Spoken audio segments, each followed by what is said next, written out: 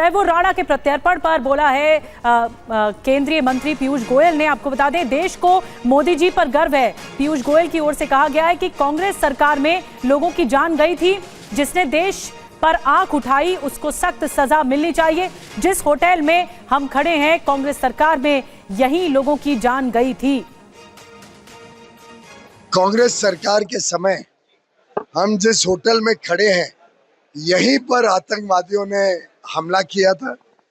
ये होटल पे लोगों की जान गई थी, लेकिन कांग्रेस की सरकार ने कुछ किया नहीं आरोपियों के ऊपर सख्त सजा दिलाने के लिए, बल्कि जो पकड़ा गया था कसम उसको भी बिरयानी खिलाते थे। ये मोदी जी का दृढ़ संकल्प था कि जिन लोगों ने हमारे देश पर आंख उठाई उनको सख्त से सख्त सजा मिले। और आज हर भारतवासी को गर्व है मोदी जी पर, विशेषकर हम सब मुंबई कर कृतज्ञ हैं मोदी जी के कि ऐसे लोग जिन्होंने हमारे देश के ऊपर हिंसक आक्रामक हमला किया था उनको हम भारत के धरती पर भारत के कानून के अंतर्गत सजा दिलाएंगे। और आपको बता दें एक और बड़ी खबर, राणा की पटियाला हाउस कोर्ट में पेशी होगी। पटियाला हाउस कोर्ट की सुरक्षा भी बढ़ा दी गई है। इस बीच तैमूर राणा की पेशी से पहले सुरक्षा बढ़ा दी गई है। तो जानकारी मिल रही है कि पेशी पटियाला हाउस कोर्ट में कराई जाएगी। अब पेशी कैसे होती है, वीडियो कॉन्फ्रेंसिंग के जरिए होती है या फिर फिजिकली पेश किया जाता है तैमूर राणा को, ये देखना होगा। लेकिन सुरक्षा इस इलाके की बढ़ा दी गई है। और जितेंद्र भाटी हमारे साथ इसी जानकारी के साथ इस वक्त मौजूद हैं। जितेंद्र, क्या वीडियो कॉन्फ्रेंसिंग के जरिए पेशी कराई जाएगी या फिर एनआईए दफ्तर से लाया जाएगा बाकायदा पटियाला हाउस कोर्ट और बाकायदा फिजिकली पेशी होगी?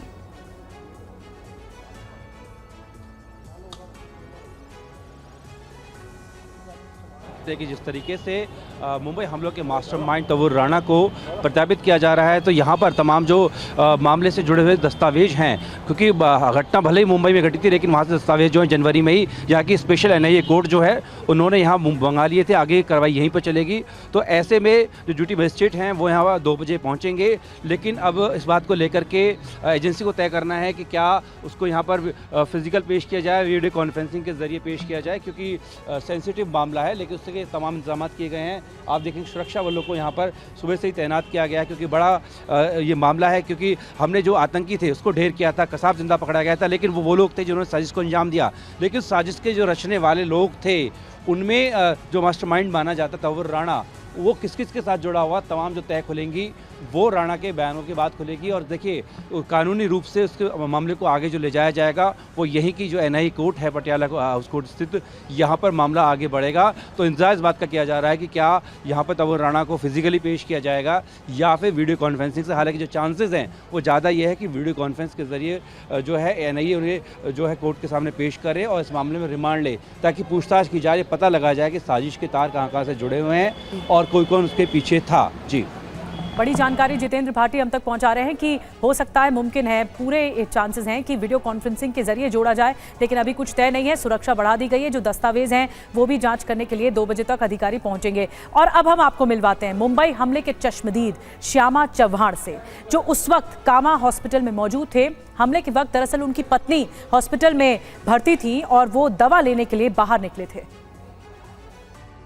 26/11/2008 की रात मुंबई के कामा हॉस्पिटल में भी अजमल कसाब और उसके साथियों ने उस वक्त फायरिंग की थी। उस वक्त कामा हॉस्पिटल में एक ऐसा भी व्यक्ति मौजूद था जिसने गोलियों की दहाड़ सुनकर अपने बच्ची का नाम गोली रख दिया था। श्यामा जी, क्या हुआ था उस रात, क्या जहन में था जब कसाब था, आपकी पत्नी प्रेग्नेंट थी, अस्पताल में आप लेकर पहुंचे थे और खबर आई कि अजमल कसाब फायरिंग कर रहा है, उसके साथ ही दहाड़े गोलियों की बहुत है। मेरी वाइफ प्रेग्नेंट थी, तो उस टाइम पे हम लोग 9:30 बजे गए थे हॉस्पिटल में। डॉक्टर ने बोला मेडिसिन लाना है, बॉम्बे हॉस्पिटल जाके मेडिसिन लेके आओ। मुझे पर्ची बिर्ची लिया मेडिसिन लेने के लिए। मैं डॉक्टर बॉम्बे हॉस्पिटल जा रहा था, इतने में गोली की आवाज़ आई, धड़ाधड़ धड़धड़।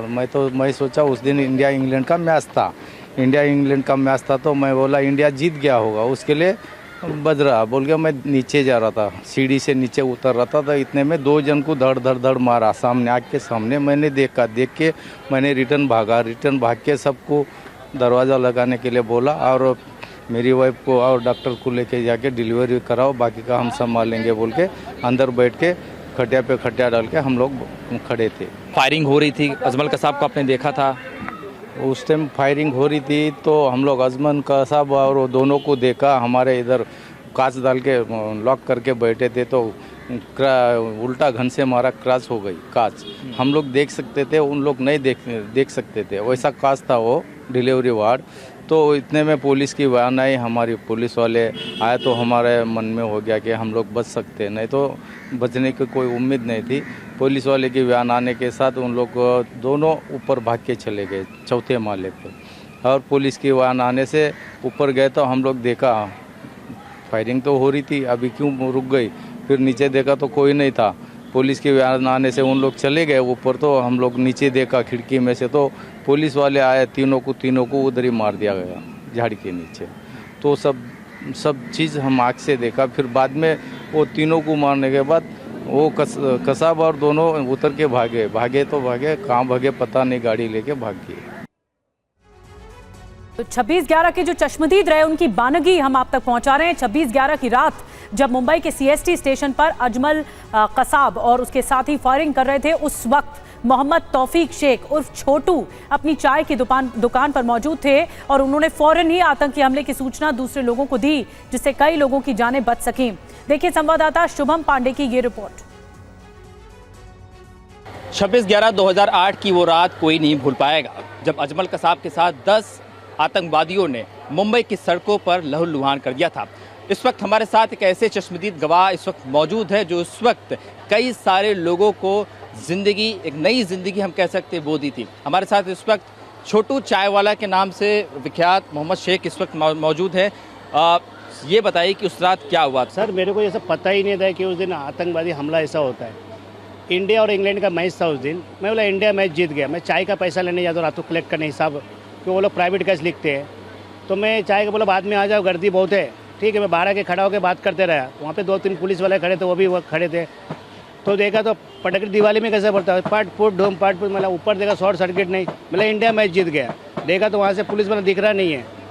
फिर मैं करूँ तो क्या करूँ, मैं बोला गलत खबर रहेगा तो पुलिस वाला लड़का मारेगा। तो मैं टिकट काउंटर के अंदर गया, उधर गया, बाहर जाकर पहले चिल्लाया भागो भागो, बम फट रहा, रेलवे छोड़ के भागो, जान बचाओ। 75% लोग निकल गए, 25% 2 घंटे से लाइन में हो, 3 घंटे से लाइन में। टिकट काउंटर के अंदर गया, साहब लोगों को बोला ऐसा ऐसा मैटर है। तो छोटू चाय वाले की बानगी भी आप सुन रहे थे, वो प्रत्यक्षदर्शी रहे वहां पर। कुमार कुंदर हमें अभी इस वक्त ज्वाइन कर चुके हैं। सीधा पालम एयरपोर्ट चलते हैं। कुमार, क्या जानकारी इस वक्त मिल रही है, कब तक वापसी हो पा रही, कब तक तहव्वुर राणा भारत आ जाएगा? देखिए निधि, मैं तस्वीरों के माध्यम से आपको दिखाना चाहूँगा। इस वक्त ठीक मैं पालम टेक्निकल एयरपोर्ट के सामने खड़ा हूँ और मेरे दूसरी तरफ यहाँ पे जितनी भी गाड़ियाँ आपको नज़र आ रही होंगी, ये दिल्ली पुलिस की टीम है। दिल्ली पुलिस की गाड़ियाँ यहाँ पे खड़ी हैं। ये वो गाड़ियाँ हैं जो लोकल गाड़ियाँ हैं और इसके मतलब दिल्ली पुलिस की लोकल टीम है। इसके साथ साथ दिल्ली ट्रैफिक पुलिस की भी टीम यहाँ खड़ी है, जो बता रही है कि इसी गेट से प्रोबेबली वो यहाँ से निकलेगा और उसके बाद के जो इंतज़ाम होते हैं, जो एडवांस पार्टी हम लोग जिसको कहते हैं, वो यहाँ पे पहुँची हुई है। जो हमें जानकारी थी कि 12 बजे के बाद वो कभी भी आ सकता है। अब उसका तयशुदा वक्त नहीं पता चल रहा है सिक्योरिटी रीजन से, लेकिन सिक्योरिटी ड्रिल बता रही है कि इसी जगह से जहाँ पे हम खड़े हैं वहाँ से तहव्वुर राणा निकलेगा। ठीक इसके सामने में आप देख सकते हैं कि एयरफोर्स स्टेशन है और इसका आउट गेट है, जिस गेट से निकलने की बात हो रही है।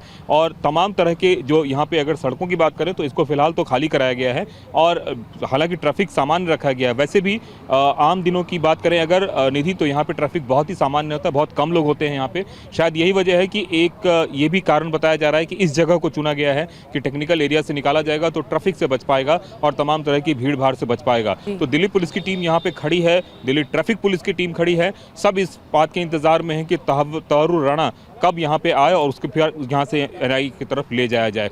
तो उसके लिए सिक्योरिटी की भी बात करें, जैसे भी आपको एक दूर और दिखाना चाहूँगा, कैमरामैन को बताऊंगा कि बैरिकेटिंग भी दूसरी तरफ की गई है। मसलन कि अगर हम एक तरफ बात करें तो एक तरफ तो आपको दिख रही होगी दिल्ली पुलिस की टीम और दूसरी तरफ दिल्ली पुलिस की बैरिकेड्स खड़ी है। मतलब जिस वक्त उसको यहाँ से निकाला जाएगा उस बैरिकेड को बंद कर दिया जाएगा उसके आधे घंटे पहले।